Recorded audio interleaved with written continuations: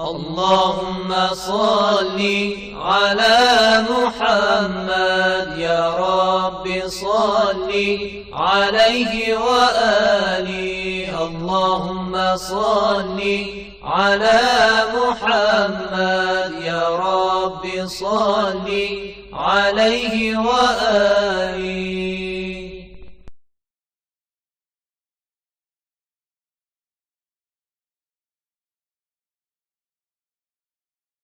A'udzu billahi minasyaitonir rajim. Bismillahirrahmanirrahim. Alhamdulillahirabbil alamin wassalatu wassalamu ala rasulil azam Muhammadin sallallahu alaihi wa alihi wasallam wa ala ahli baitihi thayyibin tahirin. Aqulu lakum assalamualaikum warahmatullahi wabarakatuh. Para pemirsa dan pendengar yang dirahmati Allah Subhanahu wa taala, marilah senantiasa kita bersyukur atas segala nikmat yang Allah berikan kepada kita, dan marilah kita minta kepada Tuhan semesta alam supaya kita selalu dibimbing dan diberi petunjuk untuk berjalan di jalan yang benar. Pada kesempatan yang lalu kita telah membuktikan bahwa beragama merupakan tuntutan spiritual manusia, tuntutan jiwa manusia yang harus dipenuhi. Jadi kalau seandainya manusia ingin berbuat adil kepada dirinya, maka ia harus beragama. Orang yang mengklaim dia tidak perlu agama dan tidak akan mungkin beragama, maka sebenarnya dia telah berbuat zalim kepada dirinya sendiri. Dia bodoh dan jahil akan tuntutan dirinya sendiri. Orang seperti ini tidak akan mungkin mendapatkan ketenangan jiwa. Pada kesempatan yang baik ini, kita ingin membahas tentang urgensitas membahas ma'rifatullah, membahas tentang Allah Subhanahu wa taala, membahas tentang pencipta alam semesta. Ada berbagai bidang ilmu yang kita miliki. Ilmu fisika, ilmu matematika, ilmu kedokteran, dan berbagai ilmu yang ada dalam kehidupan kita. Kenapa kita harus lebih memperhatikan ilmu tentang pengenalan kita kepada Allah Subhanahu wa taala? Jadi, ilmu yang pertama yang seharusnya kita pelajari adalah pengetahuan kepada Allah Subhanahu wa taala. Bukan ilmu kedokteran, ilmu fisika, matematika, bukan. Ilmu yang pertama kali yang harus kita kaji dan pelajari adalah ilmu tentang Allah Subhanahu wa taala. Mungkin para pemirsa bertanya-tanya, kenapa harus membahas tentang Allah Subhanahu wa taala? Kita melihat orang-orang kafir, orang-orang yang tidak beragama, mereka tidak membahas Allah, tidak mencari Allah. Mereka sibuk dengan kehidupan dunia mereka. Mereka memiliki kehidupan yang nyaman, bahagia. Kenapa kita harus mencari Tuhan kita? Apakah ada alasan yang logis yang mendorong kita, yang mewajibkan kita untuk mencari Tuhan kita? Ini adalah pertanyaan yang muncul dalam benak kita terkait dengan urgensitas mengenal Allah Subhanahu wa taala. Untuk bisa menjawab pertanyaan ini, maka kita harus lebih merenungi tentang ajaran-ajaran yang telah disampaikan oleh orang-orang yang saleh, orang-orang yang baik, yang mereka berani mengorbankan diri mereka untuk ajaran yang mereka dakwahkan. Kalau kita membaca sejarah, maka banyak bermunculan di tengah-tengah masyarakat seseorang yang mengaku diri mereka sebagai nabi. Mereka mengklaim bahwa Tuhan semesta alam telah mengangkat mereka sebagai utusan guna menjelaskan dan menyebarkan agamanya. Mereka memiliki suatu perangai yang sangat luhur. Mereka tidak segan-segan membantu orang-orang yang lemah, dan mereka sangat menentang kepada kebijakan-kebijakan yang zalim. Jadi kalau seandainya ada penguasa dan di situ ada nabi, pasti nabi merupakan orang yang pertama menentang penguasa tersebut. Makanya kita melihat dalam sejarah Nabi Ibrahim menentang Namrud, Nabi Musa menentang Fir'aun, Nabi Muhammad menentang para penguasa-penguasa Quraisy yang mereka berbuat semena-mena terhadap masyarakat kecil.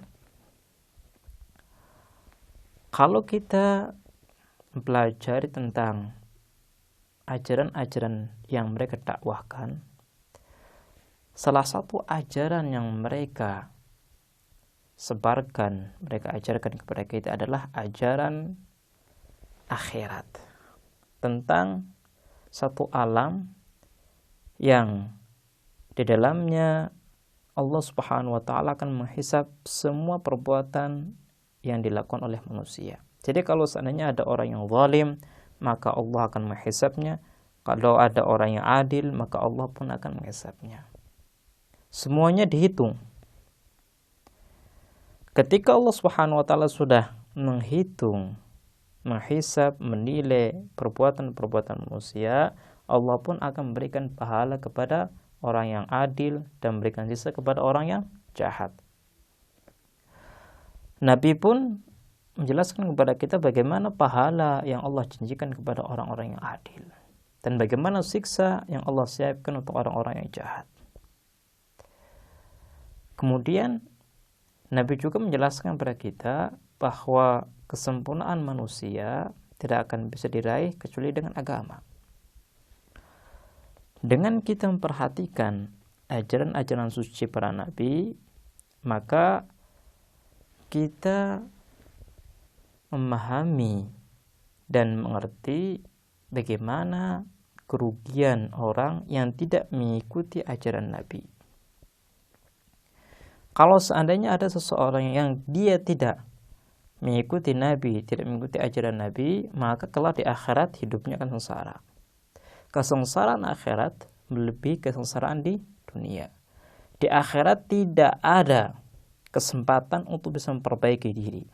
Jadi kalau seseorang sudah masuk ke dalam akhirat dan diazab oleh Allah Subhanahu wa taala, maka dirinya harus menerima.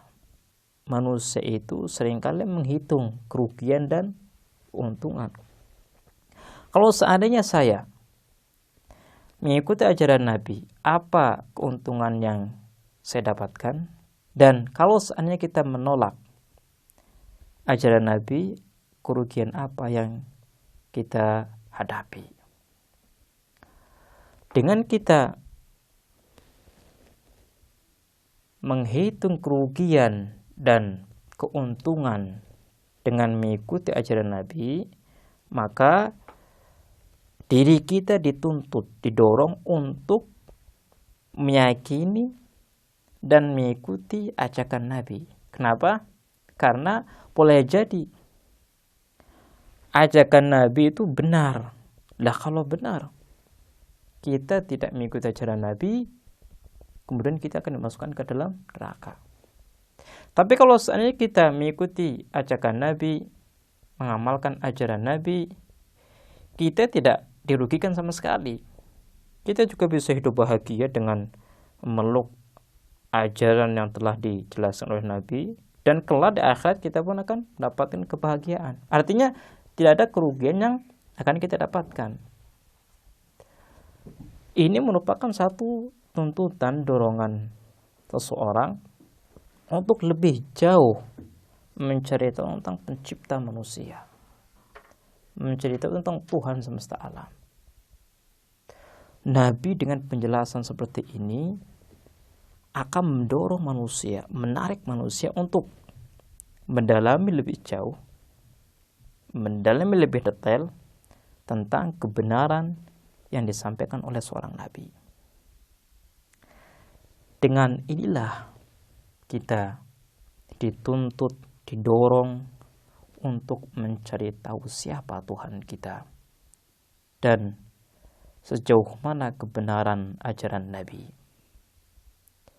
Jadi alasan yang pertama kenapa kita harus mendalami, mencari tahu dengan detail kebenaran ajaran Nabi, kebenaran agama Islam dan siapa Tuhan kita adalah satu dimensi dan tuntutan jiwa kita yang memerintahkan kepada kita jangan sampai kita menghadapi suatu kondisi di mana kita tidak memiliki solusi untuk bisa mendapatkan kebahagiaan di situ.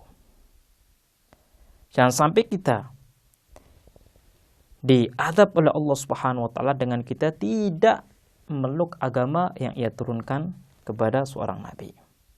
Baiklah pemirsa, insyaallah kita akan membahas lebih detail tentang kenapa kita harus mencari tahu tentang Tuhan kita, membahas tentang kebenaran ajaran Allah Subhanahu wa taala di kesempatan yang lain. Kita akhiri, wassalamualaikum warahmatullahi wabarakatuh.